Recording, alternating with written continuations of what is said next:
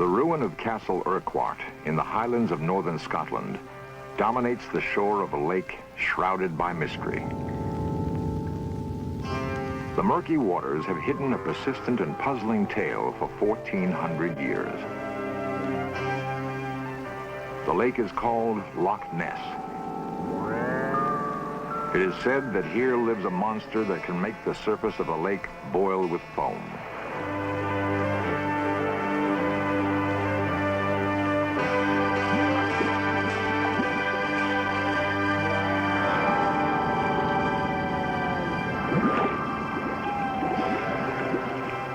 What is beneath the surface of the loch? We will be closer to knowing the answer. Closer for having discovered new evidence in search of the Loch Ness monster. The In Search Of cameras record a long trail of bubbles, evidence of something huge passing beneath our lens.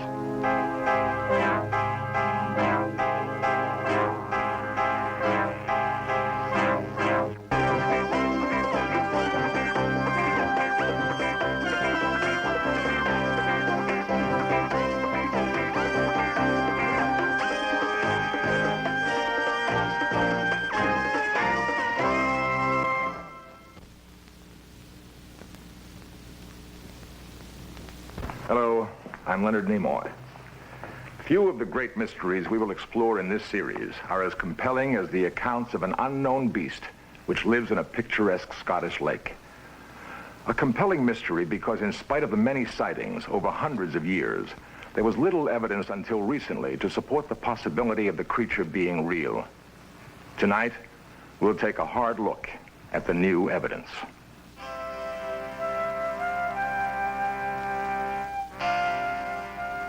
Loch Ness is remarkable in many ways. The lake was created by a great movement of the Earth's crust. It is open to the sea at both ends through a series of lesser lakes, rivers, and in more recent times, large canals. Loch Ness is wedged between mountains, only a mile wide, but 24 miles long. Its depth may exceed 900 feet in some places, but no one to this day knows for sure how deep the lake is. People have made their lives by the lake for thousands of years. Others have come for just one reason, to glimpse a monster.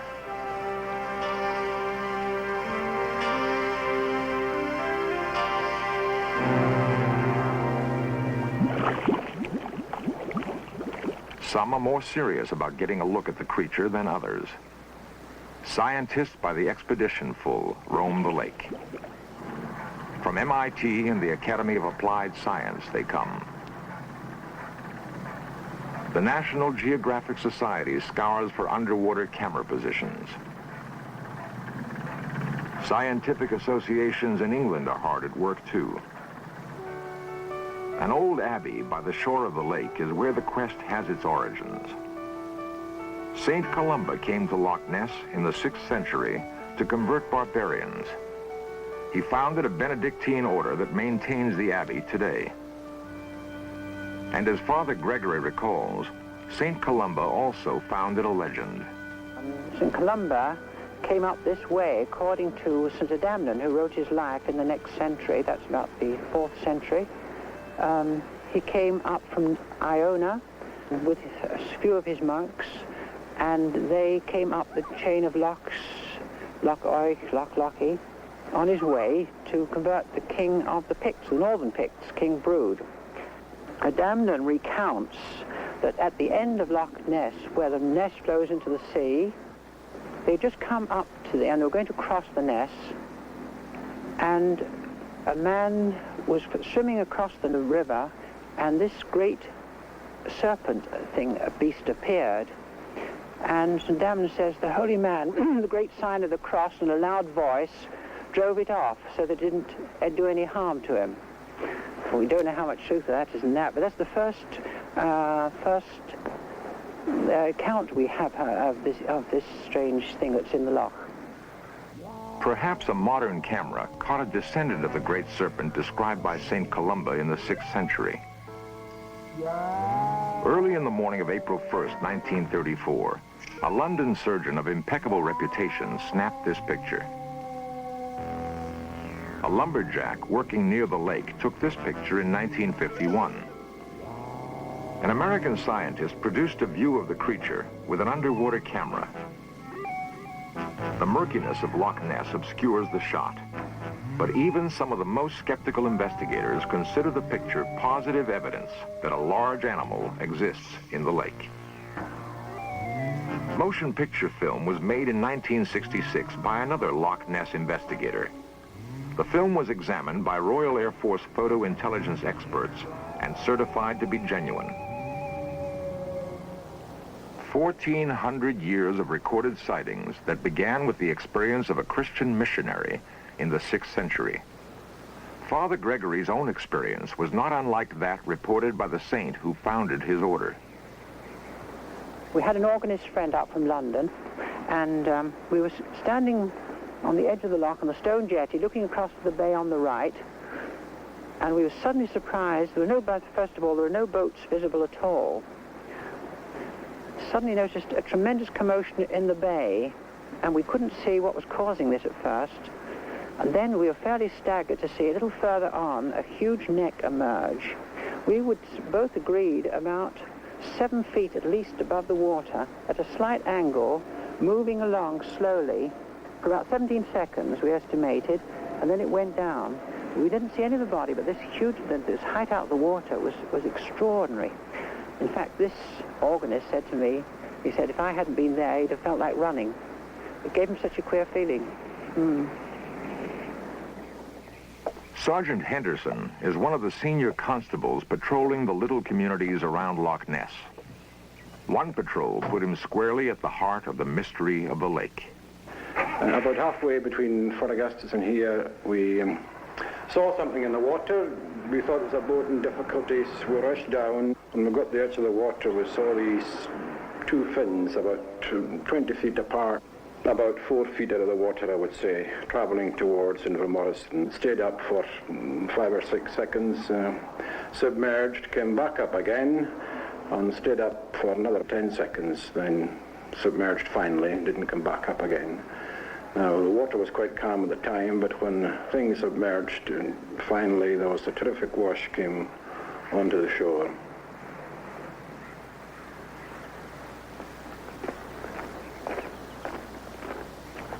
Alex Campbell was a waterman on Loch Ness most of his working life. Well, during my working life, we were responsible for the preservation of the salmon stocks in these areas. Glenmorrison, Glengarry, Loch Ness, and all the other adjoining rivers. That was the main job. Then there was the hatchery work. I was expecting a run of fresh salmon, because as soon as they reach their home river, they jump and cavort about as though they were glad to be home. I was looking across, and then just off the Abbey boathouse, which is across there, and about 250 yards from where I was standing, suddenly there was a most terrific upsurge of water. Then the long tapering neck, small head which was turning very, I should say scared looking, and the huge humped body which I estimated at 30 feet long.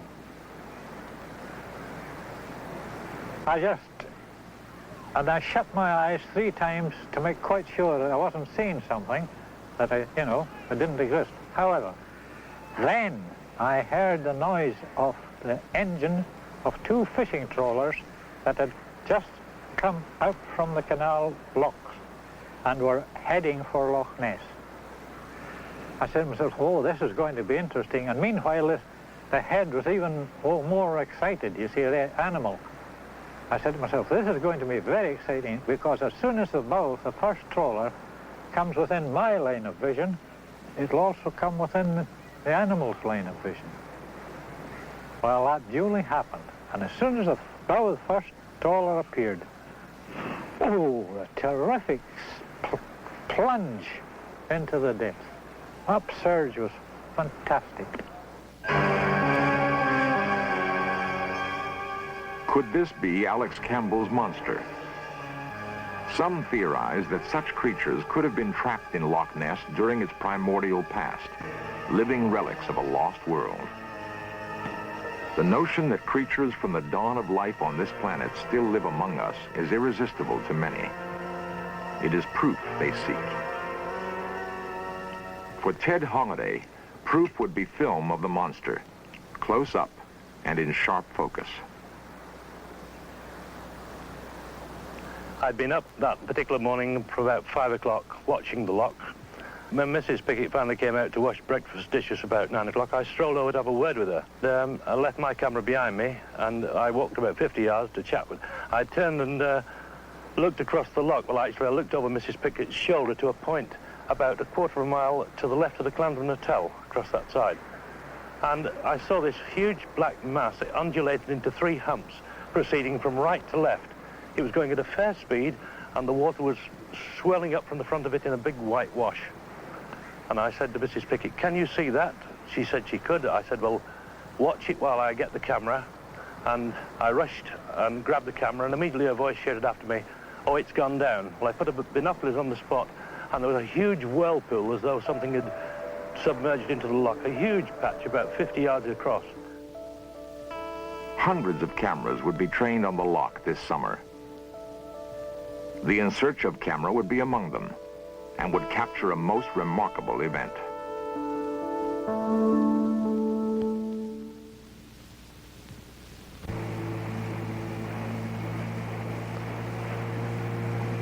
The summer of 1976 was to be the beginning of the big push to find conclusive evidence that huge creatures live in Loch Ness. 3 major expeditions would prowl the lake. Some men, like Robert Rhines of the Academy of Applied Sciences, were veterans of the chase. A veteran who could recall being hooked by a tantalizing glimpse of something big and unexplained, moving serenely just out of his reach. Well, the first and only time was in, I believe, 1972, in June, near the summer solstice. We were with Wing Commander Carey and his wife, my wife. I think we were having coffee at their house, nothing stronger. And indeed, Basil Carey said, I say there, that doesn't look like an upturned boat. Out we rushed to the embankment near their house, and we looked down in the middle of Urquhart Bay. And there, though it was 10:30 in the evening, it was still quite light.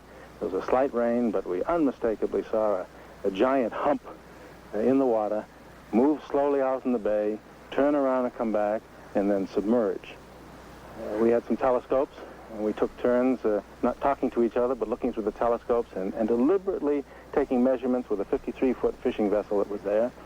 After all this was over, I went into the Carey's kitchen and taped what I had seen, the dimensions I thought I had seen, and then I individually taped them, and we were in unanimous view that we had seen some 22 feet of back of something that intellectually to each of us couldn't be anything other than a big animal, and about 4 to 6 feet out of the water at the apex. How long will you keep searching? Well, we're certainly going to stay here until we do find out one way or another by photographic and sonar evidence what these things may be. Maybe this year, maybe next year, goodness knows how long, but we're going to stick it out.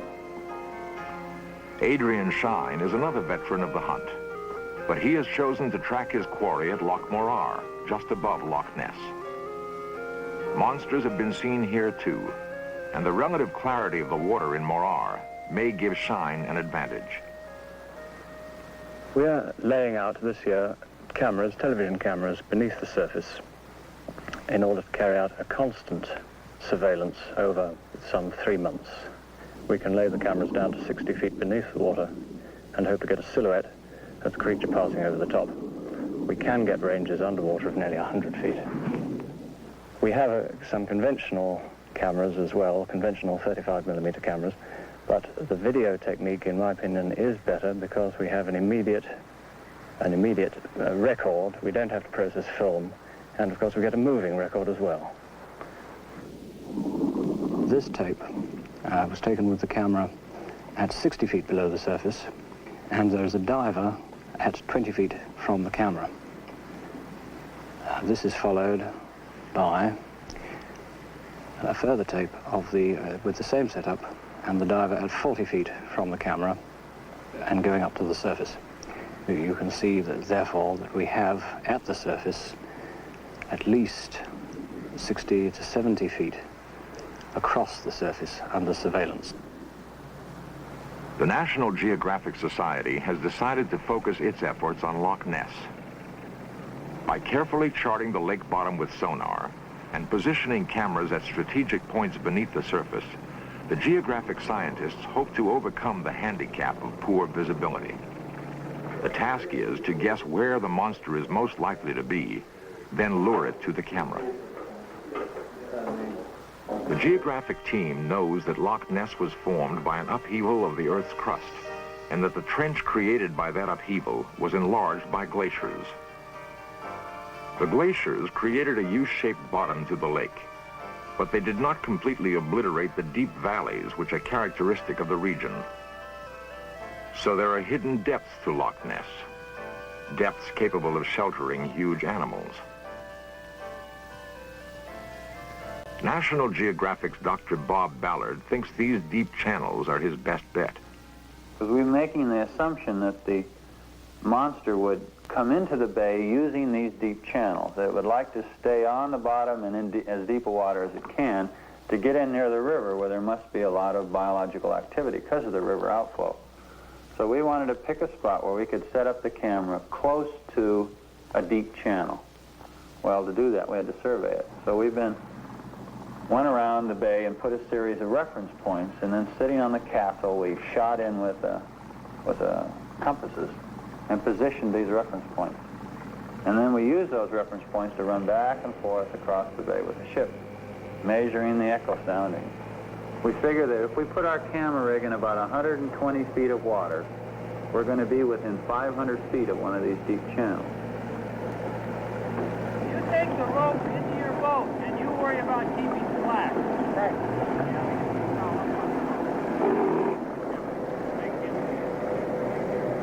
National Geographic will position its cameras beneath the surface of the lake, suspended from sea anchors.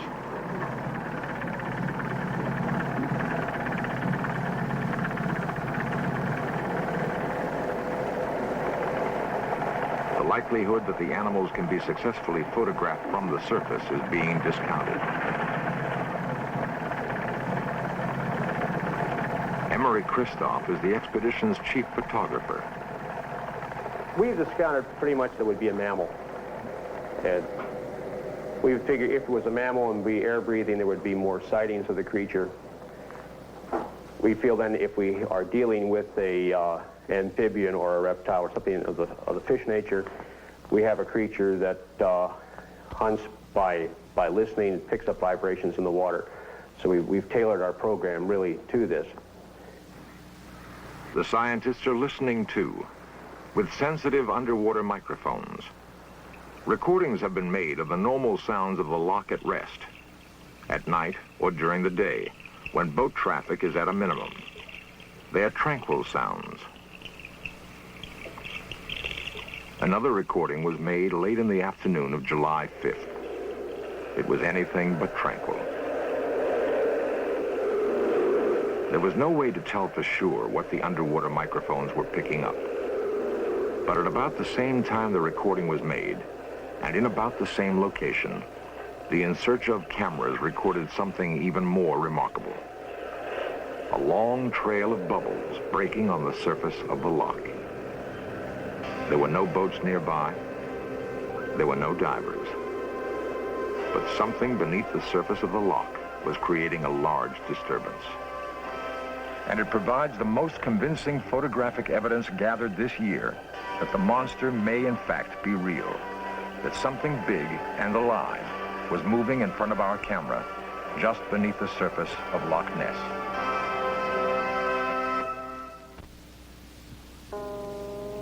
Monster sightings have been reported in other lakes, in Ireland, Canada, the Scandinavian countries, and elsewhere. All of these sightings occurred in roughly the same northern latitude occupied by Loch Ness. Dr. Nicholas Hutton of the Smithsonian Institution is a preeminent paleontologist on intimate terms with our world's dim past. If there is something living in Loch Ness, what could it possibly be?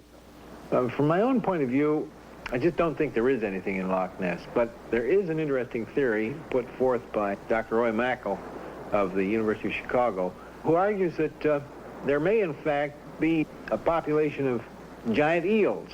The point being that we know that Loch Ness supports a good population of salmon and eels, and eels, for example, live most of their lives in freshwater, but they go out to sea to reproduce, and then the young come back to the parent waters. Certain individuals will fail to mature sexually and in consequence don't go to sea. They just live on in the fresh water and they get bigger and bigger and bigger and bigger. And Mackal thinks that this might have happened, might be what's happening in Loch Ness, in which you have a few resident eels which have grown to enormous size. He suggests 20 feet, but he also admits that size is extremely difficult to estimate, and maybe 12 or 15 feet might be more like it. If there is anything in Loch Ness that we don't know about in ordinary scientific terms, it's got to be something like Mackal's eels. We now have volumes of data on the Loch Ness monsters, and none of the investigators involved disputes the probability that a creature lives in Loch Ness. And all of them agree that the intensive effort may soon turn up the monster of the lake.